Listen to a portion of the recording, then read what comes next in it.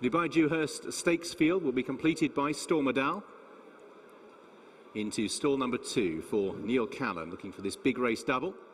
And they're off and racing for the Dubai Dewhurst Stakes in the early stages. Amongst those at Chartwell, Cable Bay, the white face of Friendship towards the centre, and Stormadale is also investing a little bit to get to the front. War Command drops in midfield. The grey Outstrip is at the rear early on in company with Anjal. So out in front, Friendship matching strides with Stormadale, two of the outsiders from Cable Bay, who disputes third place on the outside of War Command in the green and white check colours, whose rider Joseph O'Brien just moves off the rails to get some daylight. Anjal just shunted along at the back of the field on the outside of the grey Outstrip as they make their way down past the 4.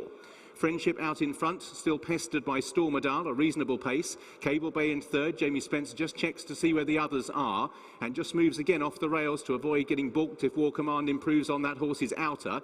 So just about a diagonal formation across the course. Stormadale moving through to dispute it in earnest now with Friendship. Then behind these is Cable Bay. War Command is shaken up and Outstrip, and Anjal quite hard at work as well. They make their way down into the dip. Stormadale with Cable Bay. War Command is under pressure towards the outside, but is delivering a challenge. Then comes Outstrip, Cable Bay and War Command down with a furlong to go. Outstrip and Anjal trying hard to get there. War Command in front, but it is a sitting shot as up the rails. Cable Bay tries to rally. Anjal staying on stoutly. War Command is in command inside the last, however, and it's War Command, another Dewhurst for Aidan O'Brien. Joseph O'Brien wins. Cable Bay, another placed effort at top class company in second. Tight third for Outstrip and Anjal, who never really got involved. They were clear of the other pair.